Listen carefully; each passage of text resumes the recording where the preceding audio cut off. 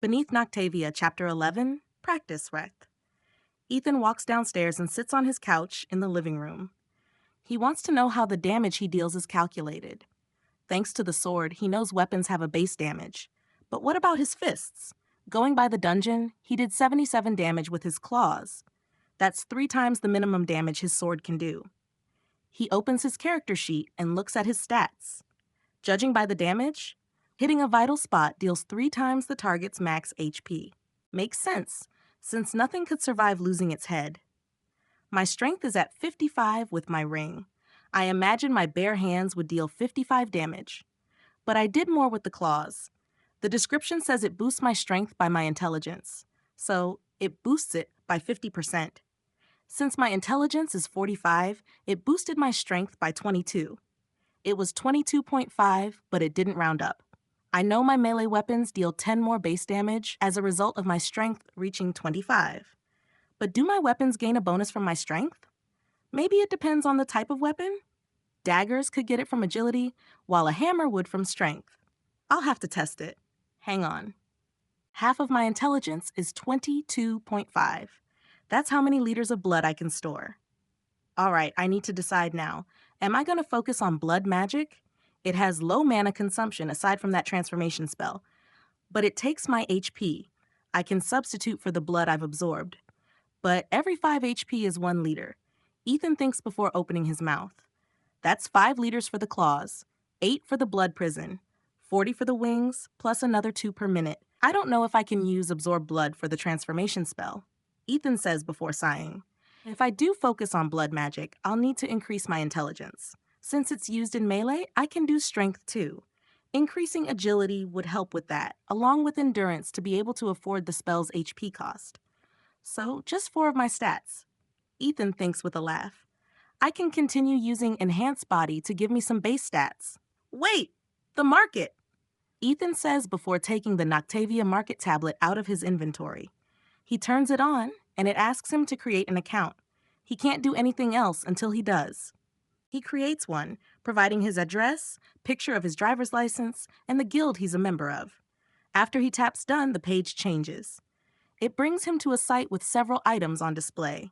There's a sidebar on the left with a bunch of filters. On top is a search bar. Ethan taps the bar and searches for rings. He wants to get a feel for the prices. He's not confident he can afford any now, but he wants to know. What he finds shocks him. The cheapest ring is thousands of dollars. Even then, it only gives +5 intelligence. He can use observe on items on the device. He wonders if it's only the items displayed here, or if he can on other sites as well. Ethan then takes the scanning wand off the tablet. He takes his goblin hide out of his inventory and scans it. Since Observe told him it was worthless, he's not expecting much. Surprisingly, it sells for $50 apiece. Since he had 29, it sells for $1,450. He had left the one he used to jam the door back at the prison. He agrees to sell it and taps the box that asks if he wants to remain anonymous. A blue magic circle appears on the tablet. It hovers an inch above the screen. Please drop the items into the magic circle, a robotic voice says from the circle. Ethan sets the tablet on the couch next to him and drops all the goblin hide into it. It disappears, falling through the circle and teleporting elsewhere. Once he's done, the circle glows green. Thank you for your sale. Your money will hit your account shortly, the robotic voice says before the circle disappears. Ethan checks it and sees that he immediately has the money in his account. It asks him to link his bank account, and he does so.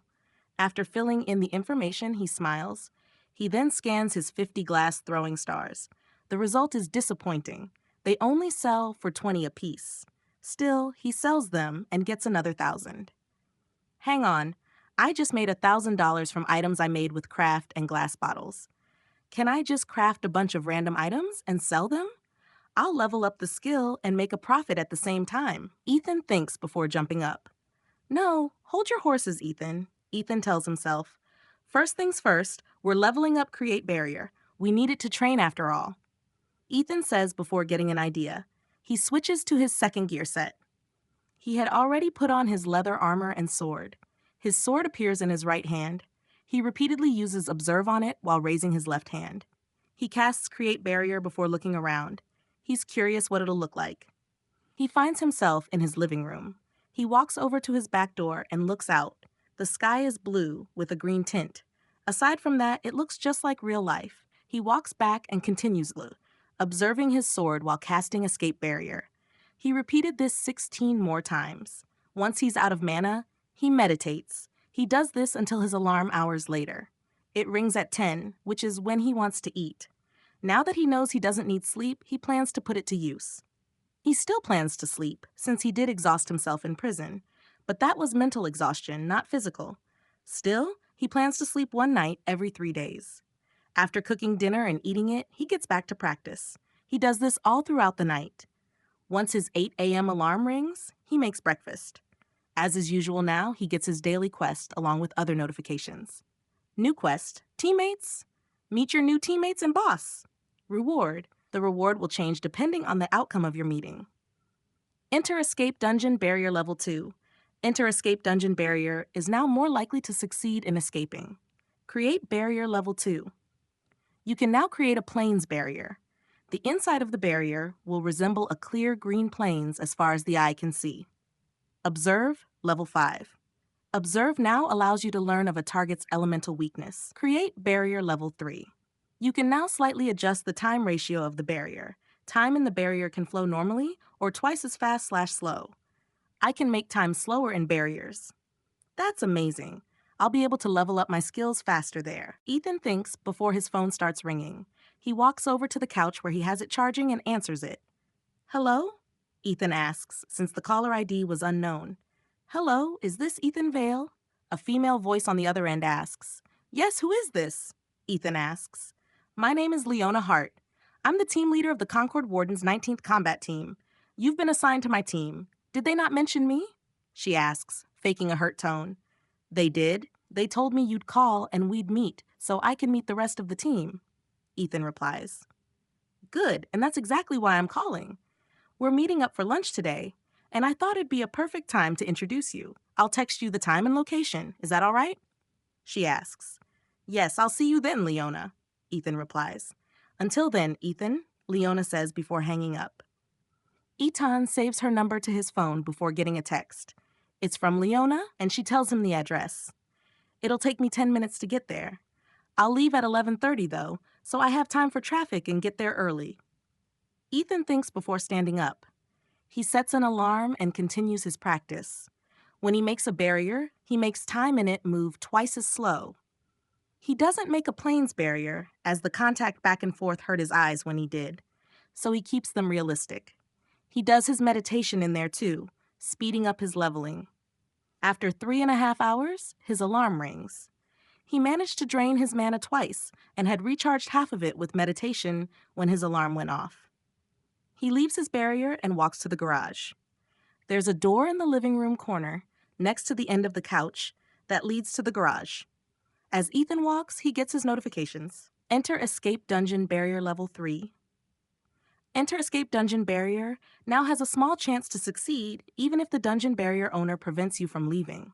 It still won't work if the difference in level is too high. Create Barrier Level 4. You can now create a monster barrier. The monsters inside can be chosen from any you've fought before. The levels of the monsters will be your level. The monsters inside will never leave behind a corpse. Observe Level 6. Max. Observe has reached max level. Evolving into Eye of Truth. New skill. Eye of Truth Level 1. Passive. Eye of Truth replaces Observe. It allows the user to see the hidden properties of items. Allows the user to see the HP, MP, and level of anyone. Will fail if the target is living and is twice the user's level or higher. Gives the user perfect 20/20 vision. Holy shit! It evolved, Ethan says while stopping in front of his truck. It's an old gray truck with faded paint. He gets in his truck and starts the engine while opening the garage. I wonder if my other spells can evolve. Ethan thinks before pulling out. He closes the garage before leaving. As he drives, he notices the effect of his new skill. He never had trouble driving before, but he's able to see and read the signs from further away. I was already sold on magic. Now I'm gonna be addicted. Ethan thinks with a grin before stopping at a red light. He drives down to the restaurant they're meeting at. He parks a few minutes early and walks out. He sees a group of 3 standing by the entrance. One of them, a woman with short blue hair, waves as he approaches. She's wearing a clean white shirt and blue shorts. Ethan, we're here, she says before he walks over. I'm glad you made it. Meet two of your four teammates. This is Leo Hale. Leona says while motioning to the man next to her. He's the same height as Ethan. He's wearing a green t-shirt and jeans. He has a mustache and reaches out to shake Ethan's hand. Nice to meet you, Ethan, he says as Ethan takes his hand. Nice to meet you too, Leo, Ethan replies while shaking his hand. And this is Kira Quinn, Leona says while turning to the woman next to Leo. She's wearing a red t-shirt and ripped jeans. She has short red hair. Nice to meet you, she says with a nod. Nice to meet you too, Ethan replies before Leona claps. Looks like the other two just arrived, she says, causing Ethan to turn where she's facing. He sees a man and a woman walking up to them. They're both wearing matching green t-shirts and similar jeans. The man is a few inches taller than the woman. Aside from that, they look identical. They each have light brown hair, the man's short and the woman's long. Is this the new guy? The woman asks while stopping in front of Ethan. He is. Care to introduce yourself? Leona replies. My name's Lena Rivers. This is my twin brother, Tyler Rivers. The woman, Lena, says before taking and shaking Ethan's hand. Nice to meet you. Tyler says. Same here, Ethan says. Now that everyone's here, let's go eat, Leona says before turning around and entering the restaurant.